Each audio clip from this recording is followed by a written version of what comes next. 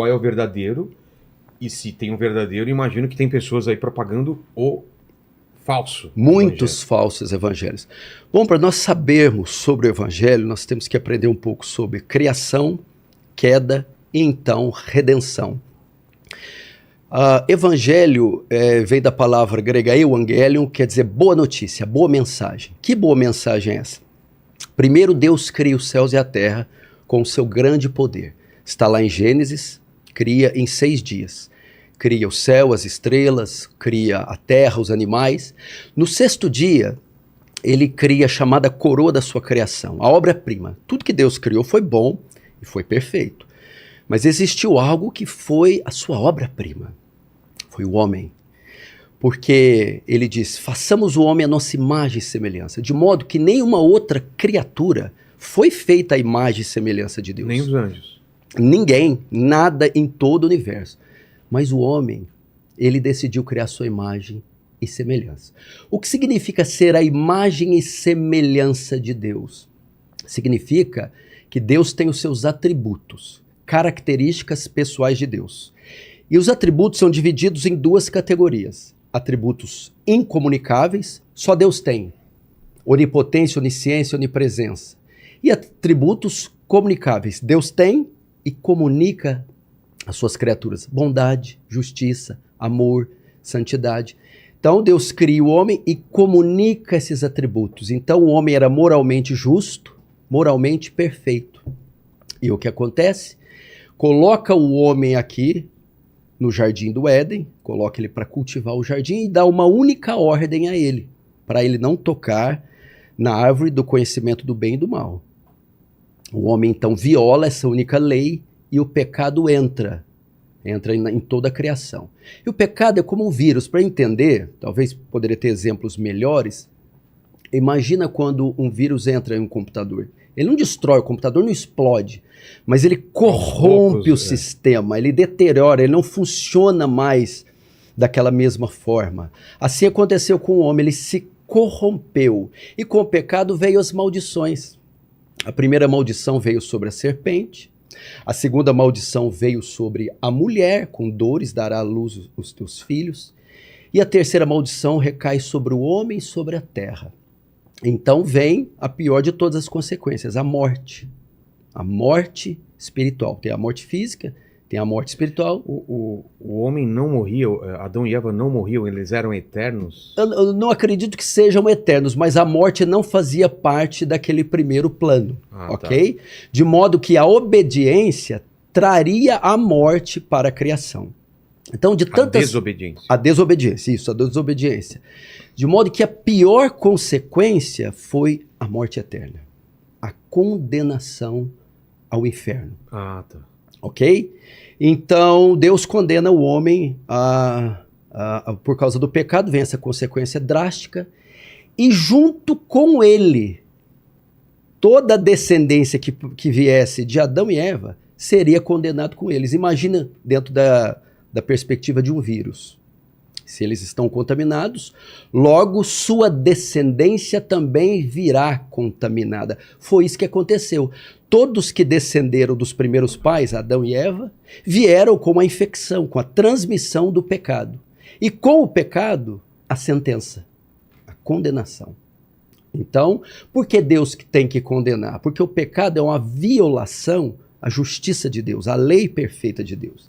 E Deus, sendo justo que é, ele precisa punir o pecado. A punição vem com a condenação. Mas Deus também não é só justiça. Deus também é amor. E no seu amor, intenta um plano para salvar essa raça que agora está perdida. Essa raça está debaixo de maldição, está debaixo de juízo. Ele precisa salvá-la. E o que ele faz? Ele precisa resolver um grande dilema. Provérbios está escrito assim: quem condena o justo, quem condena o justo e absolve o ímpio, abominação é para o Senhor. Ok? Então não pode absolver o ímpio, nem condenar o justo. Como Deus, então, pode absolver o ímpio sem ser uma abominação? Ok? Porque veja só, o transgressor, o infrator, merece a pena. a condenação? Se o juiz é justo, ele não pode simplesmente abrir as grades das prisões e falar: estupradores, assassinos, saiam porque eu sou bom. Não, o senhor não é bom, o senhor é injusto. Concorda? Esse é o grande dilema. Como um Deus justo salva pecadores injustos sem deixar de ser justo. Ele não pode simplesmente perdoar, senão ele estará passando por cima da sua justiça. Aí que entra a beleza do Evangelho. Resposta: Jesus Cristo. A cruz de Cristo. Esse é o verdadeiro Evangelho. Isso muda tudo.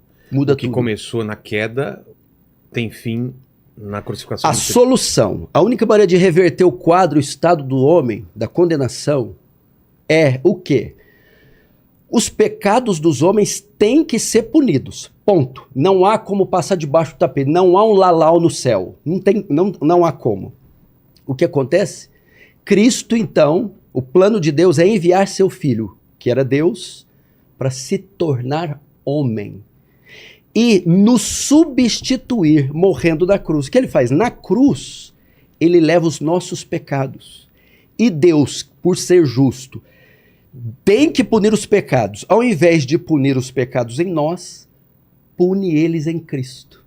Porque na cruz, Cristo leva os nossos pecados sobre ele. A imagem é muito simples. Imagine um júri. Imagine um tribunal. Rogério Vilela é condenado por 10 crimes hediondos. O 11º, réu confesso. Ele é pego com sangue nas mãos.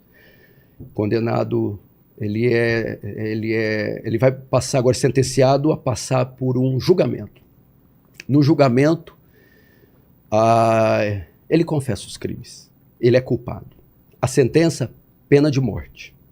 A hora que o juiz vai bater o martelo e decretar sua sentença, cadeira elétrica, ou nem sei qual que são os métodos hoje, entra alguém no julgamento. Meritíssimo! Não! Não. Como não? Não o condene. Como assim? Ele olha para você: Vilela, levante-se daí. Tudo bem. Você se levanta e ele senta no seu lugar. Pode continuar, meritíssimo. O juiz: espera aí. Você está querendo dizer que você assume os 10 assassinatos dele? Sim. Mas se você assumir os assassinatos, você vai ter que arcar com a punição. Sim, eu arco. Cumprir a pena. Cumprir a pena. Mas a pena é de morte. Pois eu morro. Ok. Então aquele homem é executado no seu lugar. Porque o Estado quer justiça pelos crimes e a justiça tem que ser satisfeita. Ou será satisfeita com você ou com qualquer outro. Ela não pode ficar sem ser satisfeita. Foi isso que Cristo fez. Tirou todos nós do banco dos réus e olhou para Deus, o juiz, e disse: cobra o pecado de todos eles de mim. Mas meu filho, se você tomar o lugar deles, você vai se fazer culpado como eles. Eu faço. Mas se você fizer culpado, você vai pagar a penalidade. Eu pago. Mas a penalidade é a execução sumária. Pode executar. Essa é a história de amor. A mais bela história que o mundo já ouviu. Mas se Jesus era homem, era carne, como ele suportou essa dor? Vamos lá. Como um humano? Vamos lá. Jesus era 100% Deus e 100% homem. Vamos entender isso. Para o plano ser executado, só poderia ser feito por um homem perfeito. Só um homem perfeito poderia nos substituir. O que é um homem perfeito? Um homem que nunca pecou. Vamos procurar na terra. Adão, não. Abel, Caim, não. Abraão, Isaac, Jacó, Moisés. Vão passando as eras. Não. Não tinha essa classe na terra. Então vamos olhar para o céu. O Filho. Eu desço e me faço homem. Jesus então veio, se fez homem, sem deixar de ser Deus. Quando ele nasce de Maria, ele vem à terra. É a encarnação do verbo que nós chamamos. Então Jesus se torna homem sem deixar de ser Deus. É a chamada união hipostática. Ele não era 70% Deus e 30% homem. Ele não era 50 homem, 50 Deus. Ele não era mais homem e menos Deus. Não, ele era 100% Deus e 100% homem, coexistindo junto na mesma pessoa sem se misturar. Quer ver uma prova disso? Na mesma passagem, quando ele está viajando com os discípulos no barco. Como homem, de tão cansado, dorme. Quando os discípulos acordam, mestre, mestre, estamos morrendo. Como Deus repreende a tempestade. Acalma-te, mar. Homem e Deus na mesma passagem. E por que tinha que ser homem e Deus? Só um homem perfeito podia nos substituir. Hebreus diz que Jesus foi em tudo tentado, a nossa semelhança. Imagina você, Vilela, quantas vezes e por quais coisas você já foi tentado desde que você nasceu. Pensa em todas. Jesus também sentiu o mesmo desejo, a mesma tentação. Mas não pecou. Então, um homem perfeito. Só que só um homem não suportaria pagar pela penalidade e sobreviver a ela. Se ele fosse só homem, ele não suportaria. Por quê? Deixa eu te fazer uma pergunta. Quem foi que executou Jesus na cruz? Pilatos? Herodes? Roma? Os judeus? Na sua opinião, quem foi? Todo mundo. Não. Não. Foi Deus. Como assim? O próprio Pai que o matou. O quê? O próprio Deus o matou. Por quê? Vamos lá. Quando Jesus morre na cruz, todo o nosso pecado é lançado sobre ele. Quando Deus olha para o Filho lá na cruz, o que ele vê? Uma bola de iniquidade, de pecados. Já que os pecados estão lá, o Senhor agora tem que punir. Ele pune com o quê? Um atributo que pregador nenhum ensina. A ira de Deus. O que é a ira de Deus? A resposta de Deus ao pecado. Significa que, vamos dizer, a justiça dá a sentença. Justiça de Deus. A ira cumpre a sentença. A ira é um míssil. Imagine que a ira de Deus é um míssil teleguiado. E esse míssil está programado para ir aonde? Onde está o pecado? Na cruz, o pecado está em nós ou está em Cristo? Em Cristo. Então, o míssil da ira tem que cair sobre Cristo. Quem envia o míssil? Deus. O Pai. Isaías 53:10. Foi do agrado do Pai moê-lo até enfermá-lo. O próprio Deus executa o Filho. É difícil entender isso. Para mostrar para quem está nos ouvindo o terror do pecado. Deus odeia tanto o pecado, mas tanto, que nem o próprio Filho poupou. Por quê? Por causa da sua santidade. Outro atributo. Abacuque 1,13 diz, Deus diz, o profeta diz, tu é tão puro de olhos que não pode contemplar o mal. Quantos pecados bastaram para Adão e Eva cometer para ser banido do paraíso pro resto da vida? 10? 5? 1. Porque o pecado, ele é contrário à natureza de Deus. O Senhor não pode ser conivente com o pecado. Agora você vai entender aquele salmo que você fala tanto. Aquele trecho. Elohim, Elohim, lama sabachthani. Ele brada na cruz. Deus meu, por que me desamparaste? Por que me abandonaste? Resposta? Porque na cruz você se fez pecado, meu filho. Então, ele despeja a ira e mata o seu próprio filho.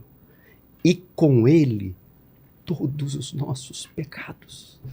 Os pecados são pagos naquele momento. Aquilo, Vilela, não é um show de terror. Aquilo é uma demonstração de amor. O filho pegando todo o nosso pecado e botando nas costas.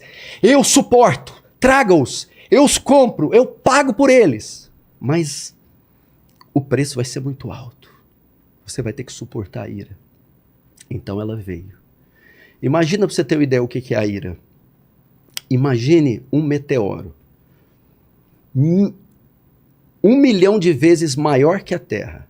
Mais pesado que a Terra, vindo na velocidade da luz contra a Terra a 1 hora, e ela vai colidir com a Terra e vai transformar tudo em pó, e ela está vindo, e alguns minutos antes dela chocar com a Terra, um muro, 1 milhão de vezes maior que o meteoro, se coloca entre a Terra e o meteoro. Então o meteoro colide com o muro. E destilhaça, e faz o muro em 1000 pedaços, e aquele meteoro estilhaça, e nem um estilhaço toca na Terra. Mas e o muro? O muro não aguenta, ele se desintegra. A ira de Deus era esse meteoro que estava vindo sobre o homem para esmagá-lo e puni-lo pelos seus pecados, e vindo 1 bilhão de vezes maior. E quando ia colidir conosco, o Senhor Jesus se coloca entre nós e o meteoro, e abre um braço para a esquerda e a direita e diz: está consumado, em tuas mãos entrego o meu espírito. Então a ira de Deus caiu sobre ele. A Bíblia chama de cálice da ira. Nenhuma gota desse cálice caiu sobre nós. Mas e o filho? O filho não aguentou. O filho morreu.